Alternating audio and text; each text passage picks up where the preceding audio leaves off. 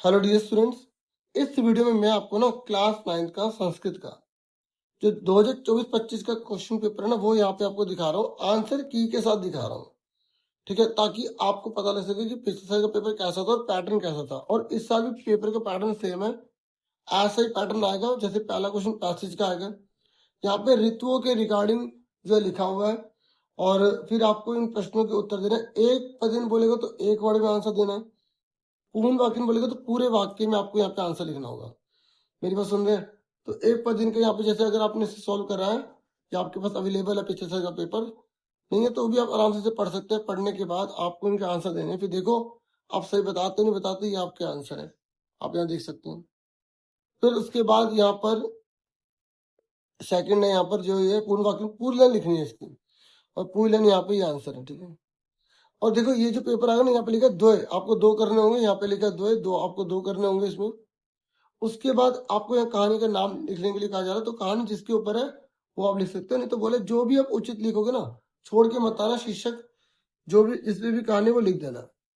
वसंत ऋतु है, वसंत लिख दो। इस तरीके देखो कितना आसान लिखा हुआ है इन्होंने, दोनों में से कोई एक लिख सकते हो, या इसके अलावा भी जो उचित हो लिख सकते हो, साफ लिखा है यहाँ पे।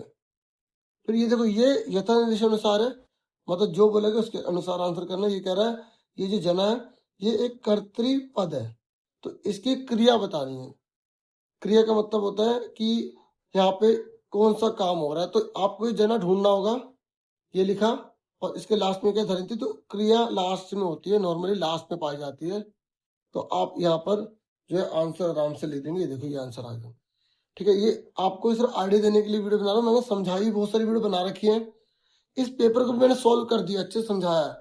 वो वीडियो भी आप देख सकते हो, आपको जो है ना प्लेलिस्ट मिल जाएगी डिस्क्रिप्शन में। कोशिश करूंगा प्लेलिस्ट का लिंक दे दूं, नहीं तो आप, मैंने क्लास 9 के संस्कृत की मतलब एक साथ ही सारी प्लेलिस्ट बना रखी है, 9 क्लास की सारी वीडियोस में मिलेंगी, आप देख लेना। ठीक है, यहाँ पे बोला विशेष्य पद बताना तो स्थानम हो जाएगा। यहाँ पे बोल रहा है विलोम से बताना अधम का उत्तम हो जाएगा। या ऋतव बोल रहा है कर्तृपद इसमें कौन है, तो पूरी लाइन जब लिख देगा ना यहाँ पे तो फायदा हो गया। कर्तृपद शुरू वाला होता है और क्रिया लास्ट में होती है। ठीक है, इस तरीके से आपको आराम से करना, देख लो कैसे कैसे लिखना है आपको। अब जो खंड खा है ना, यहाँ पर जो लेटर है, मैं आपको अलग से लेटर की वीडियोस दे दूंगा। ठीक है, जो आपको काफी बेनिफिट प्रोवाइड कर देगी। टाइम आपके पास अब इतना ही रह गया। ठीक है, तो आप इसको यूटिलाइज करो। मैंने जो पुरानी वीडियोस बना रखे हैं उनको आप देखो। ठीक है, लेटर्स वगैरह, और मैंने जो सैम्पल पेपर है डीओ का वो भी अच्छे से समझा रहेगा, वो भी देख लेना। फिर चित्र है, चित्र वर्णन की भी लाइन 5 मैंने ऐसे लिखवा रखी, कोई भी आ जाए आराम से लिख लोगे। बाकी आपने ये वीडियो देखनी इस पेपर की तो वो भी देख सकते हो। ठीक है, तो उसके बाद यहाँ पर देख लो क्या क्या है, क्योंकि देखो इसके ना आंसर नहीं लिखे होते हैं, क्योंकि हर बच्चे को इसको अपने आप मेंशन करना पड़ता है। हाँ, ये आप अच्छे से देख लो, ये वाले सेंटेंस जो आपको यहाँ पे हिंदी में दे रखे हैं, ये आप अच्छे से देख लो ना। तो यहाँ पर देखो, ये इसके संस्कृत में आंसर है। तो पहले आप खुद ट्राई करो, क्योंकि आप इसको पेपर की तरह ले लो कि अगर ये पेपर आपका होता तो आपके कितने मार्क्स आते। ठीक है, फिर इसके आंसर आप मैच करो कि कैसे है। देखो जो बीत गया होता है ना, जैसे कल, तो वहां पे क्या लगाया जाता है, हय लगाया जाता है। आप उसको एनालाइज करके आराम से आंसर करना, जल्दबाजी मत करना। जैसे तुम सबके लिए क्या लगता है, यूजम लगता है, और जब यूजम लगता है तो लास्ट में क्रिया में था लगाना पड़ता है। ऐसे याद करो, ऐसे तभी आप अच्छे से कर पाओगे। ठीक है, अब ये देखो ये सारा है। ठीक है, और यहाँ पर ये देखो ये है। अब इसके आंसर्स में आपको दिखा दो, पहले इसके देख लेते हैं आंसर, है ना, एक एक करके सारे आंसर देख लेते हैं। तो यहाँ पर देखो ये है,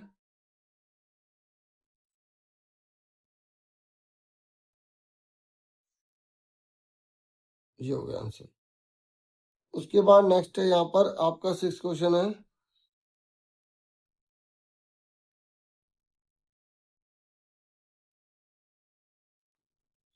तो अगर आप जो मैंने आपको सैंपल पेपर की वीडियो दी है ना, उसमें मैंने ग्रामर का जो पार्ट समझाया है, ठीक है, तो आप उसको देखोगे, आपको बहुत बेनिफिट मिलेगा।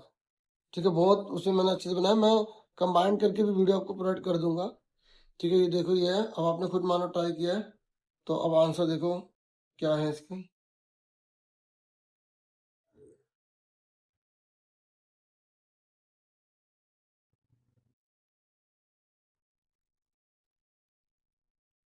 छठे वाले का देखो ना, ठीक है। तो ये देखो इसमें क्या है, यहाँ पर राज्य है, यहाँ पर नदी है, और यहाँ पर जो है थर्ड वाले में जो है कवे है, ठीक है, सर्कल लगाए हुआ ऑलरेडी।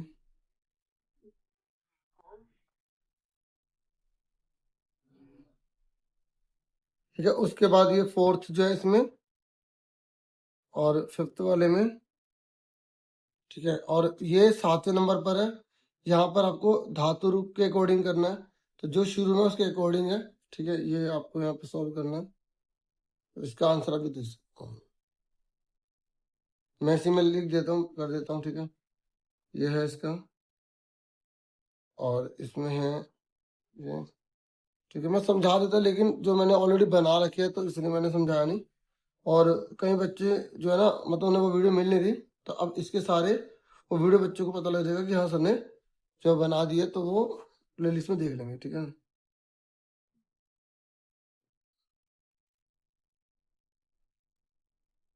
उसके बाद ये है,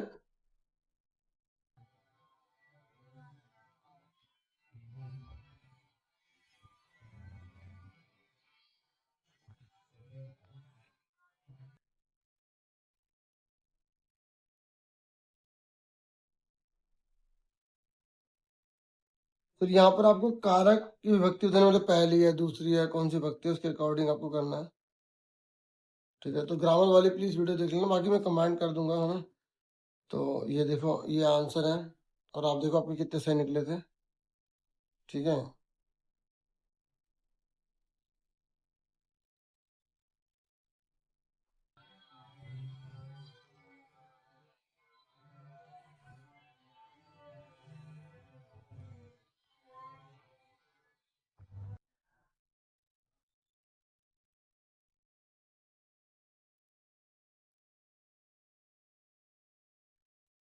उसके बाद नाइन्थ क्वेश्चन है, यहाँ पर आपको इसको जो है जोड़ना है, प्रत्यय लिखें या उसको अलग करना होगा, प्रत्यय बताना होगा, ठीक है। तो इसका है यहाँ पर गा, और फिर यहाँ पर देखो,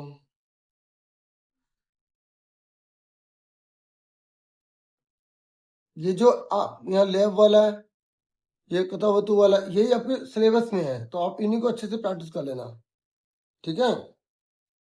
और शानिश वाला ये है ना।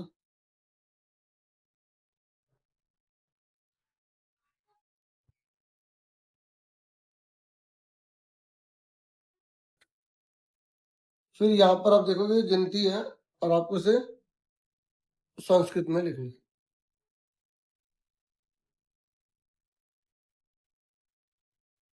तो ये आप देखो, ये है, ठीक है। संस्कृत में गिनती है, इसका मतलब एग्जाम में आ रही है, तो सो तक याद कर लेना, ठीक है। ये मैं इसी में दिखा रहा हूँ, ठीक है, मैं इसे देख नहीं रहा। और देखो ये सबसे आसान है, बस इसको तोड़ना है, जोड़ना है, देख लो, इसमें ज्यादा कुछ है ही नहीं, देखो। अगर आप ये नहीं करोगे तो फिर तो 2 नंबर गए आप, देख लो कितना आसान है। इसमें कुछ ज्यादा नहीं, जैसे प्रत्यय में मुश्किल होता है ना, थोड़ा सा प्रैक्टिस करनी पड़ेगी, इसमें वो भी नहीं करनी, एक बार देखते ही आ जाएगा। देखो यहाँ पर आपको अवयव भरने हैं, अवयव होते थे लिंग वचन किसी का भी लगाए जा सकते हैं। यहाँ चार सही लिखा है, ठीक है, ऐसे आप यहाँ देख सकते हैं। तत्र हो गया, और था हो गया। उसके बाद देखिए यहाँ पर जो खंड घा है, ये आपकी बुक में से है, आपको इसे पढ़कर फिर एक पद ने तो एक वर्ड में आंसर देने हैं, ठीक है, और पूर्ण वाक्य में पूर्ण लिखनी है आपको, ठीक है। ये देखो, पहले आप खुद देखो, आप इसका आंसर बता पा रहे हो, फिर अपने आप आंसर आप मैच कर सकते हो।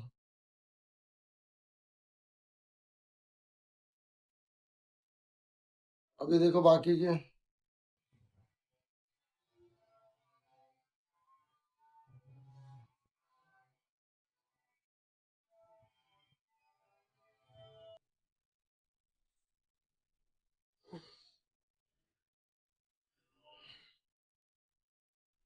यथा निर्देशन से समझ में आ गए होंगे ना आपको कि कैसे विशेष्य बताना होता है।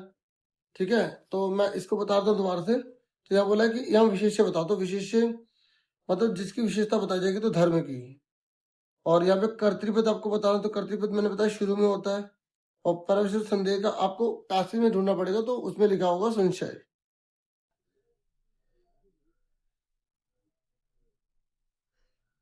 फिर देखो आपकी बुक में से ही दोहा आएगा, आपको इसे पढ़ के फिर इसके आंसर देने हैं।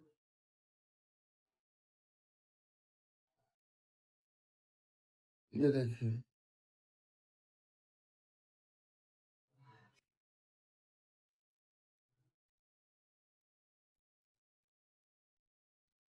फिर ये लोंग वाले हो जाएंगे। ठीक है,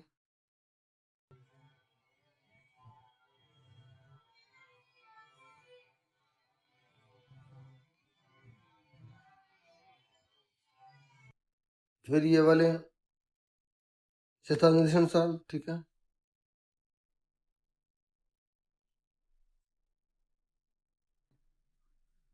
फिर ये 15 क्वेश्चन है यहाँ पर। यहाँ पर जो है ये आपकी बुक में से ही जो दो जनों के बीच में संवाद है ना, देखो मतलब 3 प्रकार के आपके पैसेज आती हैं। ठीक है, एक तो जो ऐसे है मतलब जिसमें चैप्टर की कहानी थी, वो एक दोहे वाली हो गई और एक संवाद वाली हो गई। आनी जरूर है, मतलब 100% आएगी। ठीक है, तो यहाँ पर आप देखो 15वें का आंसर है। ये पहले आप पढ़ेंगे अच्छे से, उसके बाद ही आप इसे आंसर बताएंगे। और कई बच्चे ने चैप्टर पढ़े होते हैं ना, तो वो अपने भी इसका आंसर बता देते हैं कि क्या होगा।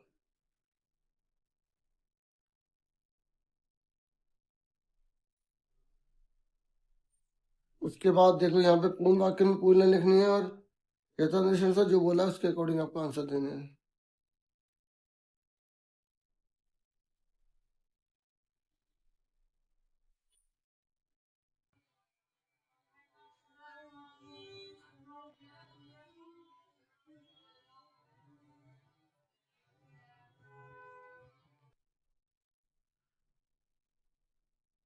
फिर 16 जो है ना, ये आप अच्छे से देख लो, क्या पता इसमें कोई रिपीट हो जाए।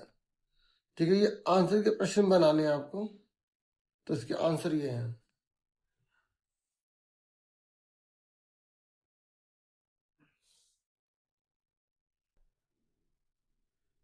फिर ये अन्वय है, मैंने बहुत बार समझा दिया, कटिंग वाला है। ठीक है, इसको देख के आपको काटना है, जो बचेगा फिर आप इसमें से देख के लिख देंगे।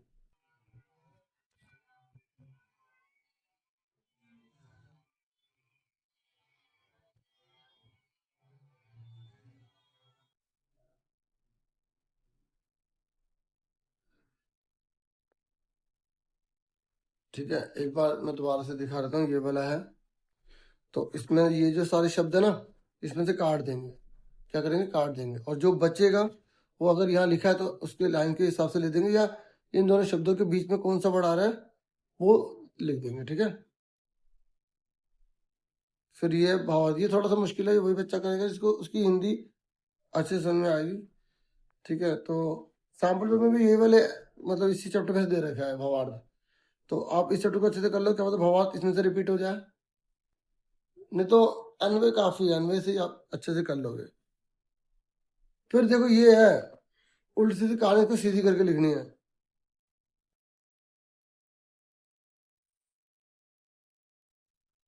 इसमें बहुत ज्यादा होता है, जिसने चैप्टर को बहुत डिटेल में डीपली पढ़ा हो। दूसरा, जो कहानी का अर्थ समझ में आ रहा है तो वो आराम से इसे लाइन से लगा लेगा।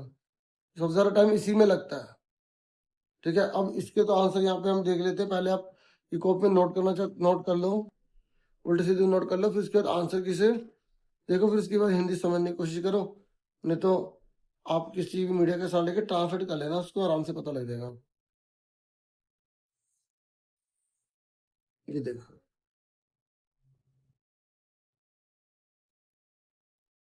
ये सारे आंसर लाइन से लगे हुए हैं। ठीक है, अब जैसे मान लो उसकी तरफ एकदम आगे कर देते हो, तो आप वीडियो को रोक लेना। ठीक है, रोक के आप आराम से देख सकते हैं। ठीक है, उसके बाद ये 19 है, तो इसमें ये वर्ड मीनिंग है। जो आपकी बुक में चैप्टर है ना, उनमें वर्ड मीनिंग लिखे हैं, तो वर्ड मीनिंग आपको अच्छे से आने चाहिए, तभी आप ये सारे कर पाओगे। और ये आपकी बुक में से भी दे सकते हैं, या वर्ड मीनिंग वाले दे सकते हैं।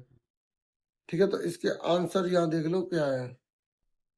देखो ये आपोमय का मतलब क्या है, यहाँ पर मतलब है जलमय। और ये प्रसादो मतलब क्या होता है, मतलब महल को बोलते हैं भवनम।